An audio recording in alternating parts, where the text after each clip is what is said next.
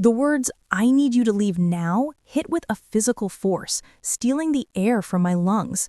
The joyous roar of the reception hall behind them suddenly felt like a mockery. There, framed in the ornate doorway, stood my brother's new bride, Chloe, her face a mask of porcelain calm, but her eyes held a glint of cold steel. Her smile was a tight, practiced line, the kind reserved for difficult clients, or apparently for me. And behind her, my own brother, Daniel, my partner in crime since we could walk, stared fixedly at a scuff on the pristine dance floor, refusing to grant me the dignity of his gaze. "Yeah," he muttered to the floor, his voice barely audible over the pulsing music. "Maybe it's better if you just go home early." Go home early? The words tumbled out, laced with a disbelieving laugh that caught in my throat. "Daniel, look at me. I'm your sister. I spent 6 months helping you plan this entire day. I was the one who spent a whole weekend with you tasting 17 different kinds of cake until you found the perfect one. I negotiated with the florist when Chloe was ready to fire her. I held your hand this morning when you were panicking about your vows." My voice cracked, betraying the composure I was desperately trying to hold on to. Chloe's arms, already folded, tightened their grip. "And we're grateful," she said, her voice dripping a saccharine venom. "But let's be very clear. This is our day, not yours, and you've made things tense all day. Security will escort you out if needed." She delivered the threat with the calm finality of a judge passing a sentence. My hands began to tremble at my sides, but it wasn't from fear. It was a raw, burning humiliation, heating my skin from the inside out. They actually meant it. This wasn't a twisted joke. They were staging a coup at the castle gates, and I was the one being exiled. I looked past Chloe, my eyes pleading with the boy who used to build pillow forts with me. "You're kicking me out of your wedding?" I asked, my voice so quiet it was almost swallowed by the celebration behind them. "It's for the best," Chloe interjected, not letting him speak.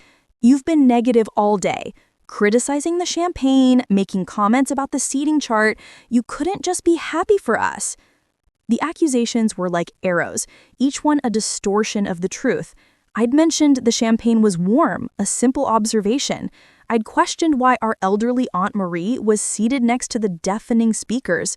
But in her narrative, it was all sabotage. Finally, Daniel lifted his head. His eyes, the same shade of hazel as mine, met mine for a fleeting, agonizing second. There was no apology there, only a weary plea for this scene to end. "Please," he said, his voice hollow, "just go." And with those 2 words, the bond we'd shared for a lifetime shattered on the polished floor between us. I turned, the vibrant music fading into a dull throb, a soundtrack to my very public, very personal dissolution. They didn't know that every vendor, the florist, the caterer, the band, the photographer, had one thing in common: my name on their contracts. Not Daniel's, not Chloe's, mine. Emma Carter, the dependable one. Hi. I'm Emma. I'm 30 years old, and for most of my life, I've been the family's anchor. The problem with being an anchor is that you're only noticed when you fail to hold the ship steady. Otherwise, you're just a heavy, forgotten piece of metal at the bottom of the sea. A tool, a wallet, a resource to be utilized, not a person to be cherished. For years, my family treated me that way. A desperate text, "Need tuition money this semester," would arrive without a hello. A tearful call, "My rent is overdue," would end without a thank you. A last-minute demand, "It's Mom's birthday tomorrow, you'll handle the gift and reservations, right?" was just assumed. I thought love was a currency measured in giving. I didn't realize it was a two-way street that required respect, a currency my family had declared bankruptcy on long ago. 6 months before this disaster, Daniel called me, his voice brimming with a boyish excitement I hadn't heard in years. "Em, I did it. I proposed to Chloe. She said yes." My heart swelled for him. "Daniel, that's amazing. I'm so happy for you. I'd always wanted him to find real joy." Then came the pivot, the subtle shift in tone I'd come to recognize. "So we wanted to ask you something," he said, his voice dipping into a carefully casual register. "You're more established, better off financially. Could you maybe help us with the wedding budget, just to get us started?" A familiar weight settled in my stomach. "What kind of help are we talking about, Daniel?"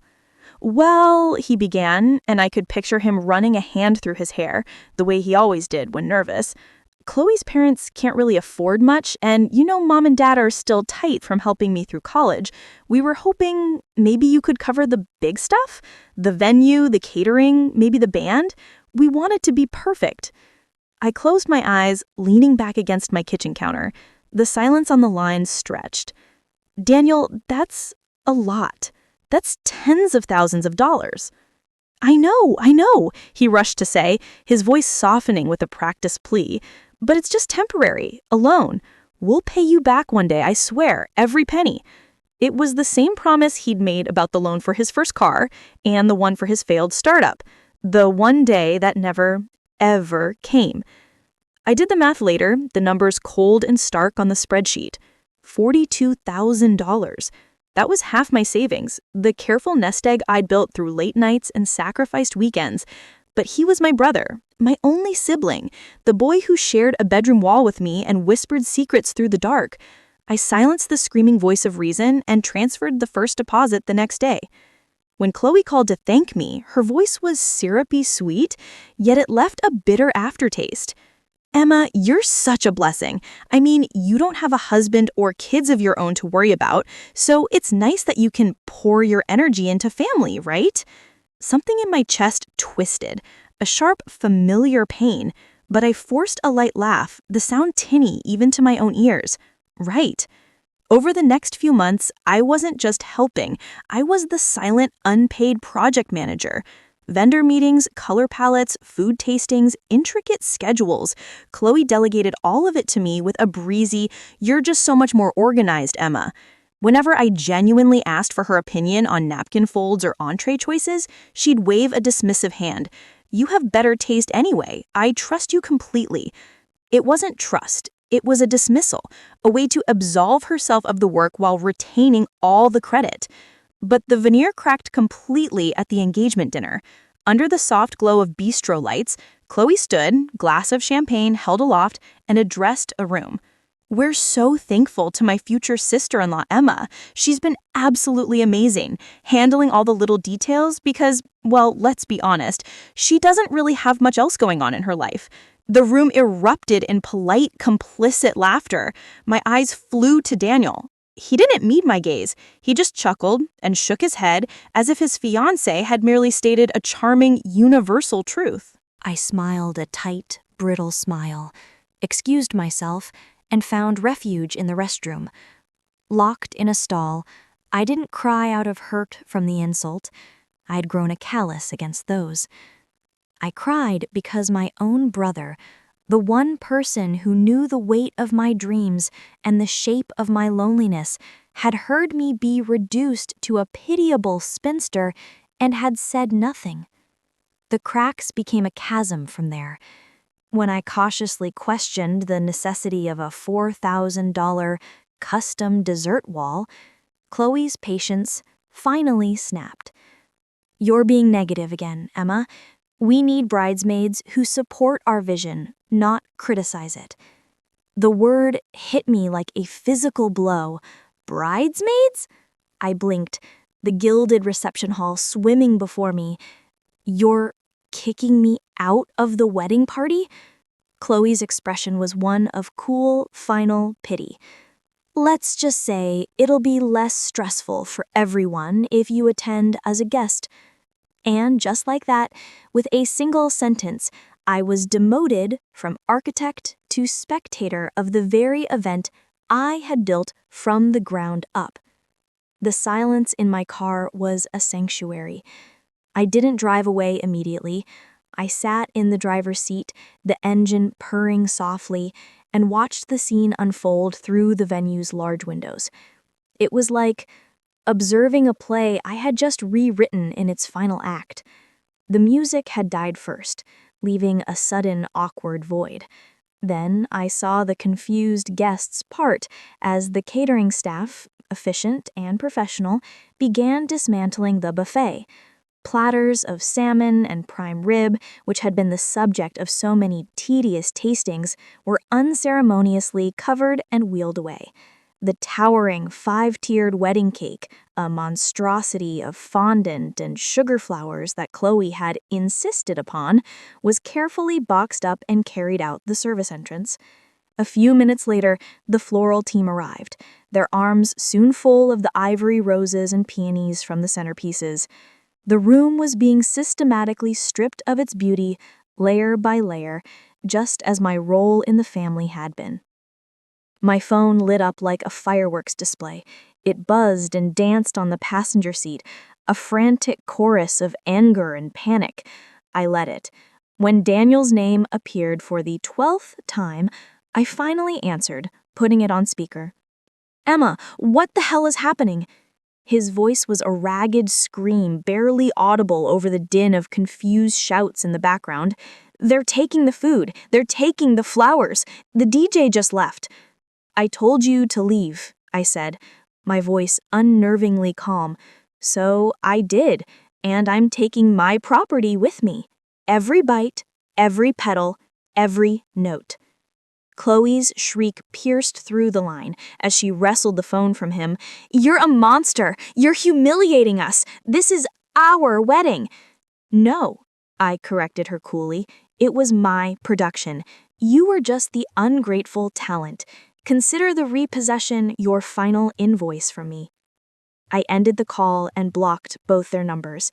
The final touch was an email I'd drafted days ago, sent to the venue manager officially canceling the event and authorizing the full return of the security deposit to my account. Then I put the car in drive. The fallout was swift and brutal. The text messages from my parents were a predictable blend of fury and guilt, but for the first time, their words felt like water on stone. They held no power over me. Daniel didn't call for weeks. When he finally did, his voice was hollow. "Chloe's family is talking about lawsuits." "Let them," I replied. "The discovery process will be very enlightening for a judge. They'll get to see every transfer, every contract, and hear testimony from every vendor about who was really in charge. I have all the documents, Daniel. I've kept every single one." The silence on his end was confirmation of his defeat.